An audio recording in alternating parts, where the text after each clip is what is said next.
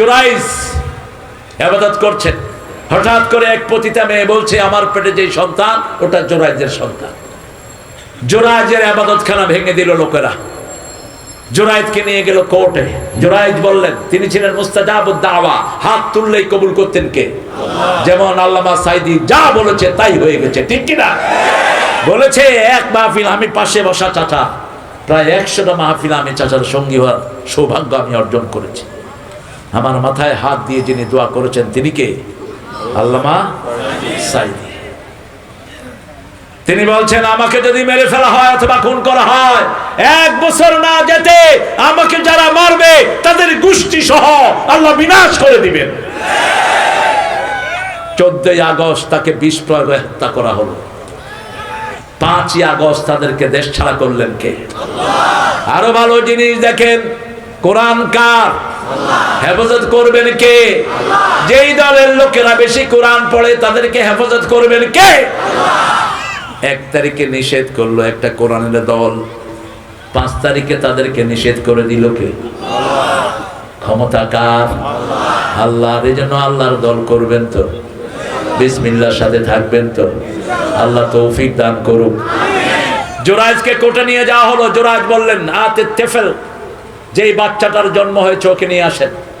বাচ্চাকে বললো, হে বাচ্চা, দুল্লানি আবুক, তোমার বাপকে বলে দাও। শিশু মায়ের কোলে বলছে আমার বাপ হলো ওই রাখাল, জুরাইজ নির্দোষ। সুবহানাল্লাহ, সুবহানাল্লাহ বলবেন না? ইউসুফ আলাইহিস সালামের চরিত্রের সার্টিফিকেট কে দিয়েছে? একটা শিশু। একটা কি শিশু? শিশু বলছে যদি জামার পিছন থেকে ছেঁড়া হয় তাহলে জুলেখা হলো আসামি, ইয়া কাযেবা, ওটা মিথ্যুক। যদি সামনের থেকে ছেঁড়া হয় তাহলে ইউসুফ মিথ্যুক। জামার কোন দিক থেকে ছিঁড়া পাওয়া গেল? পিছন দিক থেকে। আজিজে মিসর বললেন ইন্না কাইদাকুন্না আযীম, মহিলার ষড়যন্ত্র বড় মারাত্মক, ঠিক না? ঠিক।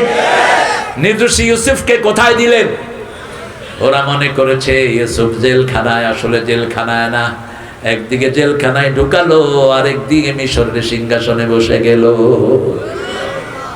তোমরা যেটাকে জেলখানা মনে করো সেটা আল্লাহর কাছে অনেক বড় পুরস্কার, ঠিক না? ঠিক। আমরা ইসলামের জন্য কোরবানি দিব, শহীদ হব, রাজি আছে না নাই? আছে না নাই? হাত তুলে দেখে দাও।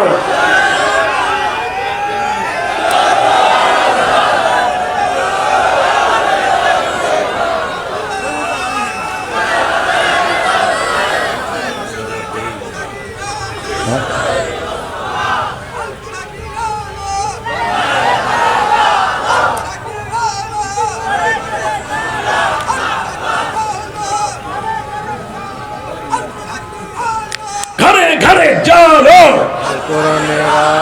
ঘরে ঘরে জালো।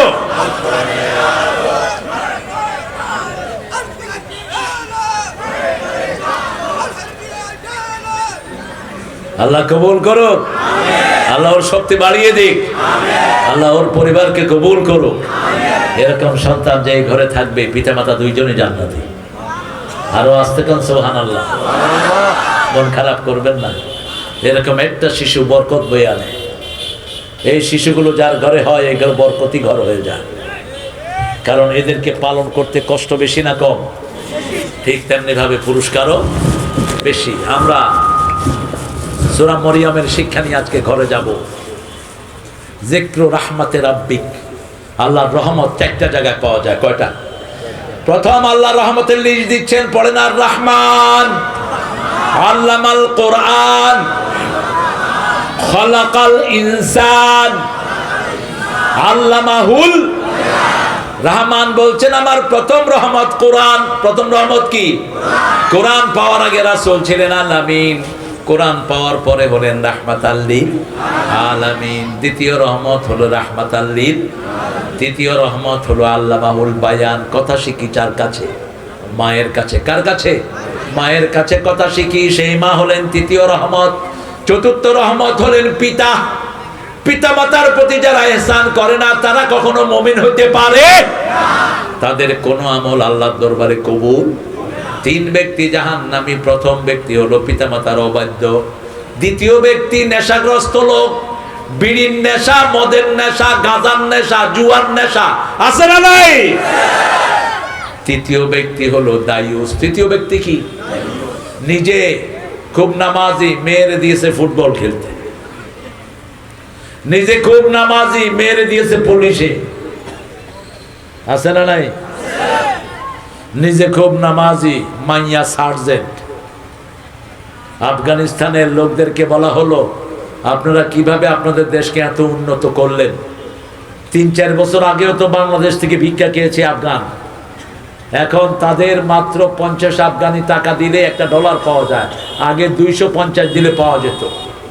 বলছে কি করেছেন? বলছে ক্ষমতায় বসিয়েছে লা ইলাহা ইল্লাল্লাহ। 2 নাম্বার, মেয়েদেরকে ঘরে ঢুকিয়ে দিয়েছি।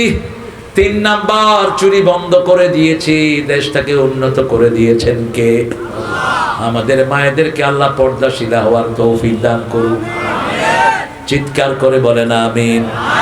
বলেন সুবহানাকা আল্লাহুম্মা ওয়া বিহামদিক আশহাদু আল লা ইলাহা ইল্লা আনতা আস্তাগফিরুকা ওয়া আতুবু ইলাইক। অনেক রাত, আরো যদি ধরে রাখি আপনারা নামাজ কাজা করবেন। আমরা এখন দোয়ার দিকে যাব ইনশাআল্লাহ। এটা সাইদি সাহেবের আদব। সাইদি সাহেব কমিটির অনুমতি না নিয়ে কখনো দোয়া করতেন না, কিন্তু আমাদের কিছু বক্তা এখন আধা ঘন্টা 45 মিনিট কথা বলে ফট করে হাত তুলে দেয়। আছে না? এটা করবা না, যেই হোক তুমি এটা করবা না। এ কিরে, কি আর আস তুই? কোন গারে তুই দুনিয়া লাইতে আস?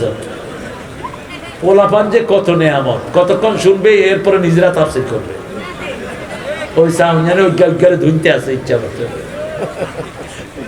আল্লাহ আমার ছেলেগুলোকে আপনি কবুল করেন।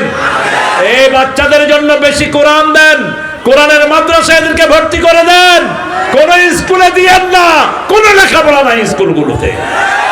আমার ছেলেগুলো কাজ চায়, ঠিক তো? ঠিক।